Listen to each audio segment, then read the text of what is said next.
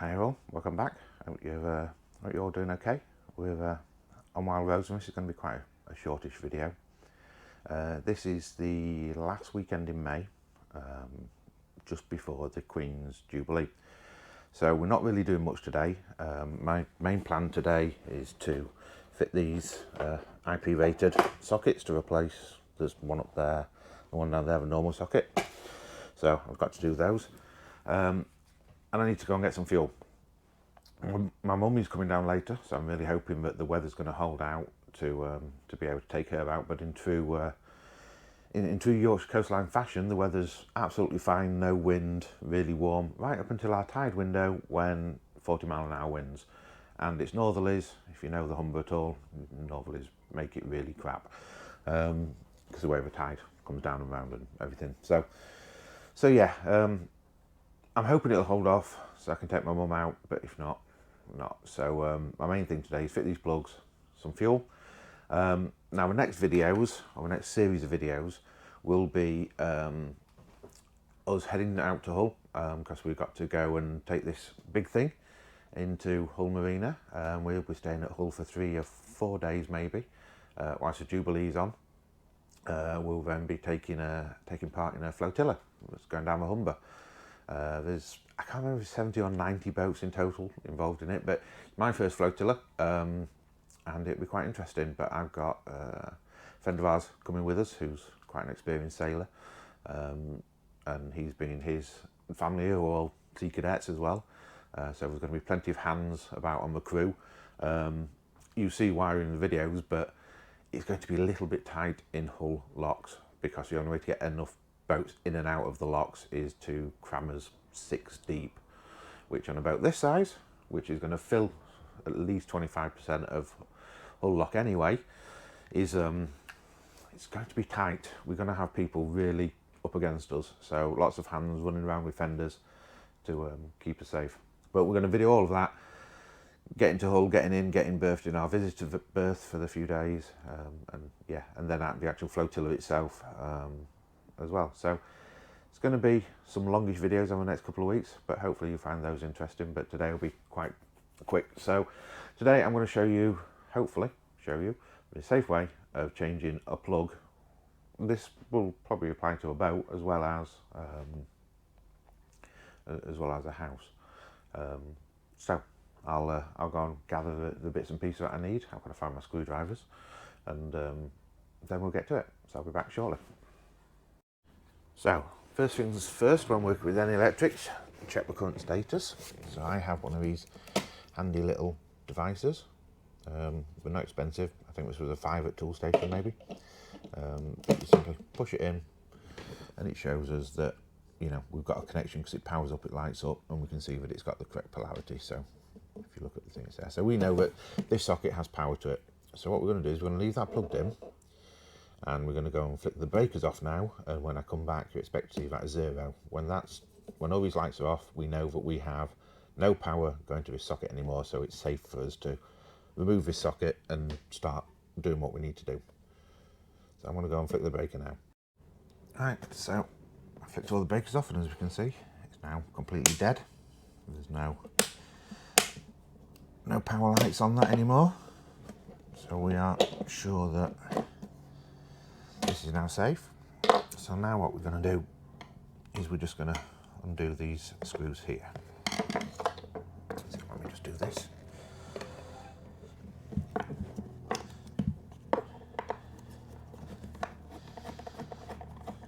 If you don't know, or if you're not familiar with doing this, these screws will typically be flat heads. I've never actually seen anything but flat heads, and there's no reason why you wouldn't, but for some reason whoever makes plugs, in their mind, flatheads are still the correct screw to use. Now, I don't care if you disagree with me on this or not, but flatheads should be thrown in the bin and never, ever, ever used again. They are the most useless and pointless screws I've ever known. So, yeah, I would much prefer Posies or at least Phillips, or even Torx-based screws. So anyway, so here we go. We've got our standard domestic plug, and we've got standard domestic grade house wire, although admittedly fairly thick. So now what we need to do is we need to disconnect the plug from the wire and then pull this off. And this hasn't been siliconed, but I mean, thankfully it's not too bad because we've left over the nubbins in, so if water came down here it wouldn't actually get in the box unless it came over this lip. What it would do is it would run underneath it and go down that hole into the boat. So what we're going to do with the new ones is we're going to silicone seal around them so that we don't have that same issue. But for now we just need to disconnect this, unscrew this, and this you can see they've actually used posies on, and they look like plasterboard screws to me, but we'll pull it out anyway. We'll get all this disconnected, so the only thing that we're left with should be this wire, and then we can pull our new plug apart and start wiring that up and running stuff in there. So for those of you not familiar with wiring, brown is live on domestics, blue is neutral, and green and yellow is earth. I'm not sure if that, in fact I'm fairly confident that that's not valid or correct for all countries, but in the UK it is. So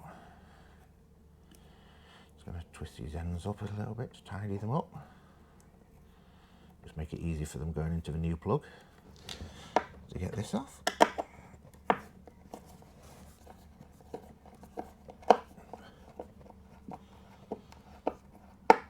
and you can see on this screw that I'm pulling out straight away that water has crept behind it, because although we've used black anodized screws, we do still rust. So I don't know if you can see it on the camera, but it's actually rusting in the threads. So the exact reason that I need to seal this on the very first screw. Oh, this one's even worse. This one's quite bad.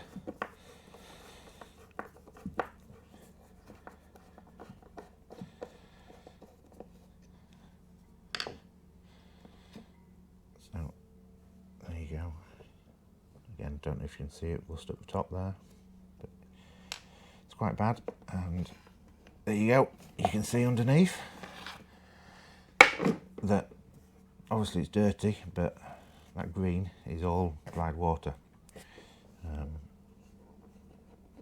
Luckily the wood core down there doesn't feel like it's absorbed too much, so it might not be too bad. But yeah, so what I'm going to do is, just to stop us from losing this wire down the hole, because I'm not going to fish that back out, what I'm going to do is I'm just going to hook this plug face back up to one of the wires. Just the earth. Now it won't fall down, so I'm going to go and grab a wipe so I can quickly wipe that up, and then we'll prep our new plug face. Right, so this is our new plug box, and the main difference between this and this horrible little old thing is that it's huge. Now, it's that it's a sealed unit. So if you look inside here, this open hatch, everything is on rubber gaskets. There was a rubber gasket all the way around, so when that's closed and locked down, and the wires for the appliance coming out of the hole, water can't go back in because of a gasket. Inside, you notice it's the same plug almost as the domestic one, almost, I say, not quite. But it has got a USB charger on it. But the actual box itself has got a big seal around it as well. So what we do, and again, this box is bigger than the other one quite considerably. But what we're going to do is we're going to punch out the two little holes that match the two existing holes, and I'm going to actually do that by putting the old plug inside so I can centralise it and line it, so we can use the same existing screw holes. We're going to have to punch out this middle one because this is where our main wire comes up. Right, so I've drilled my little holes in the back so that screws can fit through into these existing holes. So I'm just going to put you guys down, and I'm going to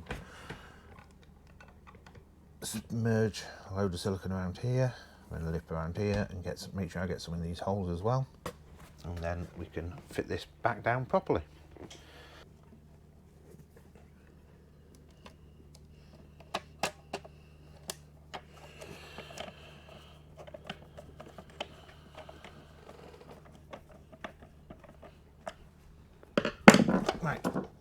that's our socket face, nice in-sealed thing. Now we just push all this down and line it all up. I'm actually going to have to pop those off to get those back screws in.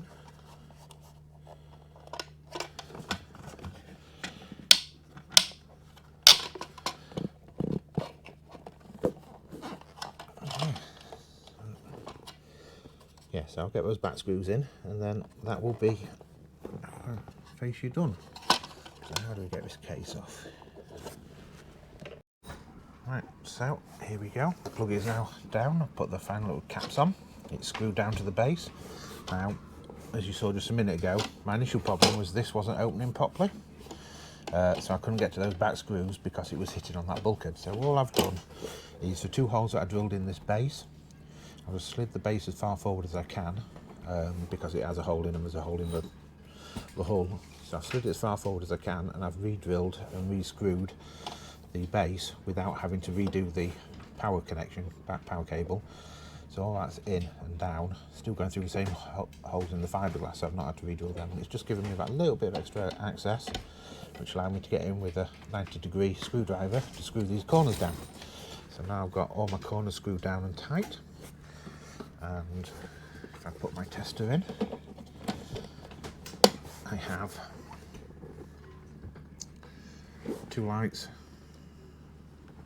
For some reason the camera doesn't show them both, but yeah, there is 2 lights, both of them lit, and I have a 250 volt pretty much constant showing, and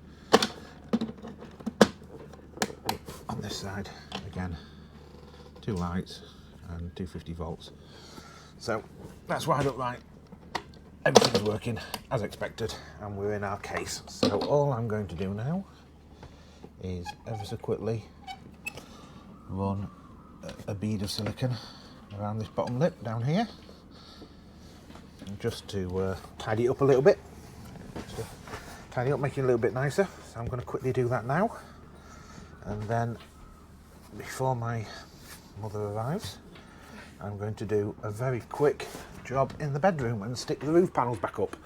So we'll just quickly throw a bead around here.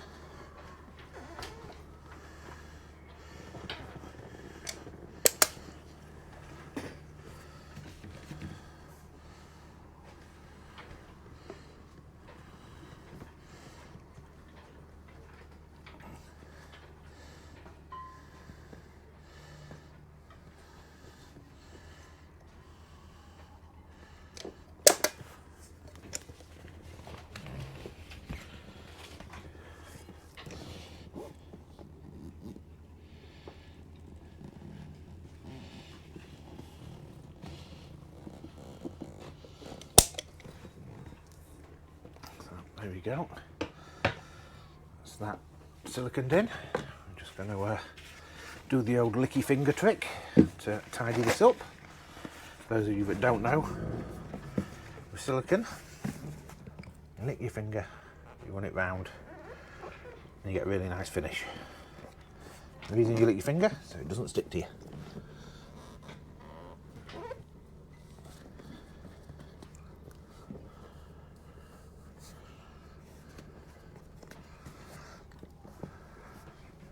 There we go. One nicely finished off plug box, all ready to be used. Water safe. Right, so I'm just going to quickly tidy up, then I'm going to go and stick the roof panel back together downstairs. Right, so next job is to try and deal with this. Now what's happening is this is 20 years old, so its lining and foam is rotten. But I mean, you can see it's all of it, and obviously it's all over. But I'm not dealing with all of it today. I'm just going to deal with these edge parts and the bits that are visible. So all I'm going to do is I'm going to carefully peel these bits down, not taking them out of the corners, leaving them in the corners. Peel them down a bit.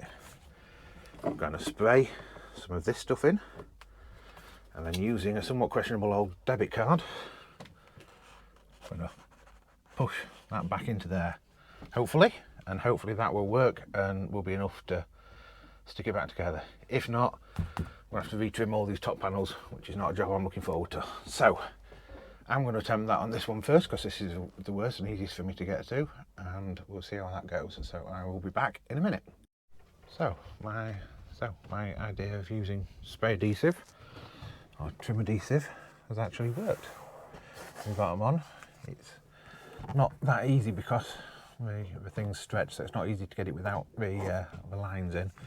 And I'm just waiting for the adhesive to dry so I can come over it with a bit of meths just to tidy up this.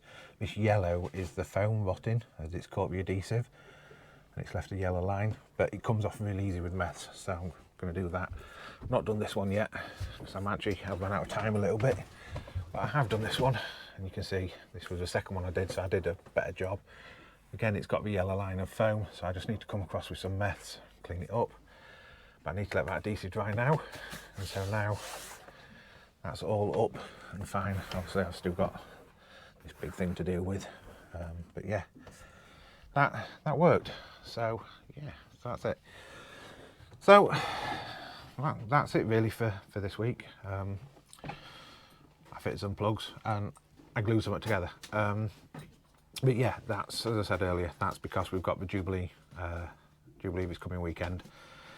So we're going to be very busy with that. We're going to have lots of videos for the Jubilee and everything. So sit tight, and we'll see you in a couple of weeks with some hopefully really interesting video. I'm going to try and get the drone using as well, because I'll have someone else to pilot the boat whilst I fly the drone. So hopefully we'll have some good drone footage of that. So anyway, we'll see. Take care all, stay safe, and I will see you all later. Bye bye.